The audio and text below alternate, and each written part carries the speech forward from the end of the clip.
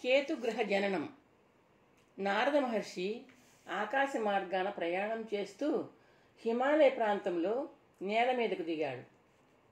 ఆయన రాక కోసమే నిరీక్షిస్తున్నట్టు భూదేవి ఆయన ముందు నిలబడింది. మాత, నారద మహర్షి ఆశ్చర్యంగా అన్నాడు. ఆకాశ మార్గాన నిన్ను చూశాను నారద, నింగు నుండి నేలకు దిగుతావేమో అని ఎదురు చూస్తున్నాను. నారాయణ, జనని ముఖాన ఏదో విచారం. నారదుడు భూదేవిని చూస్తూ అన్నాడు. విచారం లేకుండా ఎలా ఉంటుంది నారదా? అందరి భారము సహించి మోయాల్సింది నేనే కదా. సృష్టికర్త సృజన నిర్విరామంగా సాగుతోంది. ఫలితంగా మనుసంతతి నా మీద ఇబ్బడి ముబ్బడిగా పెరిగిపోయింది. నా మీద భారం మోయలేనంతగా పెరిగింది నారదా. నువ్వు వెంటనే వెళ్ళి ఆ బ్రహ్మదేవుడికి నా బాధ వినిపించు. ఆ భారాన్ని తగ్గించి యోచన చేయమను. నారాయణ, భూభారం పెరిగితే ప్రమాదమేనని మా జనకులు, ఆయన జనకులు అనుకుంటూ ఉంటే విన్నాను. ఇప్పుడే సత్యలోకానికి వెళ్తాను అంటూ నారదుడు నింగికి ఎగిరాడు. నారదుడు బ్రహ్మదర్శనం చేసుకున్నాడు. భూమి ఉపద్రవాల అంచుకు చేరిందని, అందుకు కారణం ప్రాణుల సంఖ్య భయంకరంగా పెరిగిపోయిందని వివరించాడు. భూదేవి సందేశాన్ని వివరించాడు. సమస్య తీవ్రమైందే కుమారా, బ్రహ్మ సాలోచనగా అన్నాడు. కొంతకాలం సృష్టి కార్యానికి విరామం ఇస్తే నారదుడు సూచించాడు. సరస్వతి చిన్నగా నవ్వింది. దానివల్ల ప్రయోజనం లేదు నారదా. ఇప్పటికే ఉన్న ప్రాణుల వల్లనే కదా భూభారం పెచ్చు పెరిగింది. అవును, ఉన్న ప్రాణుల సంఖ్య పెరగకుండా చూడటం ప్రస్తుత సమస్యకు పరిష్కారం కాదు. కుమారా, ఉన్న సంఖ్య తరగాలి, బ్రహ్మ ఆలోచిస్తూ అన్నాడు. ప్రాణుల సంఖ్య తగ్గించుకోవడానికి ఏం చేయాలో తీవ్రంగా ఆలోచిస్తాను. బ్రహ్మ మళ్ళీ అన్నాడు. నువ్వు వెళ్ళి భూమాతకు తెలియజేయి నారదా. ఆజ్ఞ అన్నాడు నారదుడు. బ్రహ్మ ఆలోచన సముద్రంలో మునిగిపోయాడు. కాలం గడుస్తోంది, కానీ ఆయనకు పరిష్కారం తట్టలేదు. దాంతో ఆయనలో ఆగ్రహం హెచ్చరిల్లింది. మితిమీరిన ఆయన ఆగ్రహం వల్ల ఆయన 4 ముఖాల నుండి అగ్నిజ్వాలలు వెలువడ్డాయి. ఆ మంటల మూలంగా ప్రాణులకే కాకుండా లోకాలలోని అచేతన పదార్థాలకు ప్రమాదం ఏర్పడింది.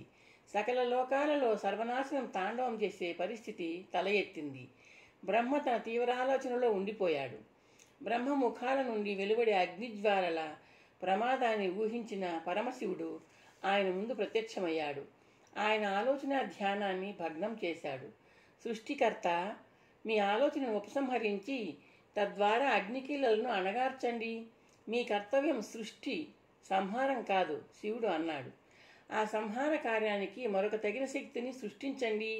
భూభారాన్ని తగ్గించే ప్రయత్నంలో ప్రాణుల సంఖ్యను నియంత్రించడానికి మీరు చేయాల్సిన పని అది మాత్రమే. ఇక నేను సంహారకర్తను, లయకారకుణ్ణి. నా విధి కూడా చంపడం కాదు, చనిపోయిన ప్రాణులకు విశ్రాంతి ప్రసాదించడం. పరమశివుడి సూచన సృష్టికర్తకు నచ్చింది. శ్రీహరి ఉద్దేశం కూడా అదే. తాను కేవలం సృష్టికర్త. తన విద్యుక్త ధర్మం ప్రాణాలను పుట్టించడం, చంపడం కాదు. ఆలోచనలను ఉపసంహరించిన బ్రహ్మలోంచి ఒక స్త్రీమూర్తి ఆవిర్భవించింది. ఆమె శరీరం ఎరుపు, నలుపు, పసుపు వర్ణాల మేళవింపులో ఉంది. ఆవిర్భవించిన వెంటనే ఆమె దక్షిణం వైపు అభిముఖంగా నిలుచుంది. నేనెవరు అందామె బ్రహ్మను చూస్తూ. నీ పేరు మృత్యువు. ఒక మహాకార్యనిర్వహణ కోసం నిన్ను సృష్టించాను. సృష్టిలోని ప్రాణులను సంహరించడమే నీ కర్తవ్యం. వెళ్ళు, ఆ కార్యంలో నిమగ్నురాలివైపో అన్నాడు బ్రహ్మ. బ్రహ్మ వాక్కు వినగానే మృత్యువు దీనంగా ఏడవడం ప్రారంభించింది. ఆమె కళ్ళల్లోంచి అశ్రువులు జలజలా రాలాయి. బ్రహ్మ ఆ కన్నీటి బిందువులను తన దోసిట్లో పట్టుకున్నాడు. నన్ను క్షమించండి, ప్రాణులను చంపడం అధర్మం. ఆ పని నేను చేయను, వెళ్తున్నాను, తపస్సు చేసుకుంటాను అంటూ మృత్యువు నిర్లక్ష్యంగా వెళ్ళిపోయింది. బ్రహ్మ పరమేశ్వరుడి వైపు ప్రశ్నార్థకంగా చూశాడు. శివుడు చిరునవ్వు నవ్వాడు. స్త్రీ సహజమైన వాత్సల్య లక్షణంతో మృత్యుదేవత అలా అంది. నెమ్మదిగా ఆమెకు నచ్చజెప్పి కార్యోన్ముఖురాల్ని చేయండి. బ్రహ్మ వద్ద నుండి వెళ్ళిపోయిన మృత్యుదేవత ధేనుకాశ్రమం అనే ప్రదేశంలో తపస్సు ప్రారంభించింది. కొన్నాళ్ళు జరిగాక బ్రహ్మదేవుడు ఆమె ముందు ప్రత్యక్షమయ్యాడు. స్వామి అంది మృత్యు ఆశ్చర్యంగా.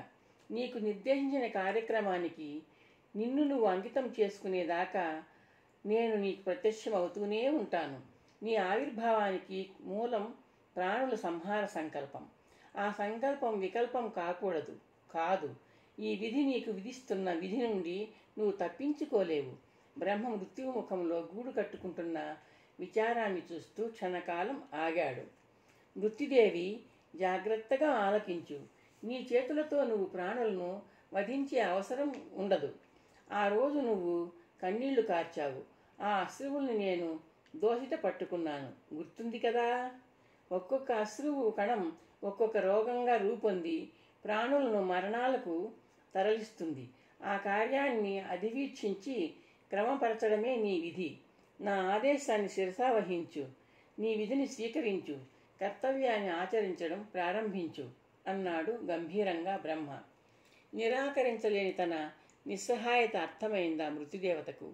ఆ ఆలోచన కలిగిన మరుక్షణం ఆమెలోంచి వేడి నిట్టూర్పు సెగలు కక్కుతూ వెలువడింది. పతాకాల ఆకారంలో వెలువడిన ఆ నిట్టూర్పులోంచి ఒక బాలుడు ఆవిర్భవించాడు. బ్రహ్మ ఆ బాలుణ్ణి చిరునవ్వుతో చూసి చూపుల్ని మృత్యువు వైపు మరల్చాడు. నీ మూలంగా ఈ బాలుడు జన్మించాలన్న ఆశయంతోనే నిన్ను ఆనాడు నా సన్నిధి నుండి వెళ్ళనిచ్చాను. ఈ బాలుడు నీ కుమారుడు. బ్రహ్మ మాటలు వినగానే మృత్యువు బాలుణ్ణి చేతుల్లోకి తీసుకుని ఎదకు హత్తుకుంది. కేతువు ఆకారంలో జన్మించిన నీ కుమారుని కేతువు అని నామకరణం చేస్తున్నాను. బాలకుణ్ణి పెంచి పెద్ద చేయి అన్నాడు బ్రహ్మ. మృత్యువు తలను అడ్డంగా ఊపింది. నా కర్తవ్యం కఠినాతి కఠినమైంది. పుత్రపోషణకు దానికి సమన్వయం కుదుర్చుకోలేను. బాలకుణ్ణి మీరే స్వీకరించండి. బ్రహ్మ చిరునవ్వు నవ్వాడు. నీ సమస్యకు చక్కటి పరిష్కారం ఉంది. నీ కేతువు రాక్షస లక్షణాలతో జన్మించాడు. రాక్షస సంతతిని పొందిన కశ్యప ప్రజాపతి ఆ బాలకుణ్ణి పెంచడానికి తగినవాడు. కశ్యపుడు నీ పుత్రుడిని తన పుత్రుడిగా స్వీకరించి పోషిస్తాడు. కేతువు కశ్యపుడికి అందేలా చూడు. ధన్యోస్మి అంది మృత్యు కేతువును ముద్దు పెట్టుకుంటూ. కశ్యపపత్ని ధనూదేవి ఆతృతగా ఆశ్రమంలోకి వచ్చింది. ఆమె చేతుల్లో ఒక చిన్నారి శిశువు ఉన్నాడు. స్వామి, స్వామి అంటూ భర్తను పిలిచింది ఆమె. ఏమిటి ధను అన్నాడు కశ్యపుడు. చూశారా బాలుడు ఆశ్రమం వెనక తోటలోని ముళ్లపొద నీడలో హాయిగా ఆడుకుంటూ పరవశంగా ఉన్నాడు. ఎవరి బిడ్డడో కశ్యపుడు బాలుడిని చూస్తూ అన్నాడు. నాకు దొరికాడు కాబట్టి నా బిడ్డడే చూడండి. ఆ ముఖము ఆ కళ్ళు అన్నీ నా బిడ్డకు లాగానే ఉన్నాయి. ధనూదేవి ఉత్సాహంగా అంది. వీడు నీ బిడ్డడే. ఏమిటలా చూస్తున్నారు? నా బిడ్డడే, నేను పెంచుకుంటాను. సరే, ఎవరు కాదన్నారు? అంతా దైవేచ్ఛ కదా కశ్యపుడు చిరునవ్వుతో అన్నాడు. పిల్లవాడికి పేరు? ధనూదేవి ఆవేశంగా అడిగింది. చక్కటి పేరు పెట్టండి.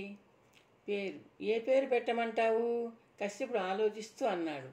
కేతువు అని సృష్టికర్త బ్రహ్మదేవులు పెట్టేశారుగా, లోపలికి వస్తూ అన్నాడు నారదుడు.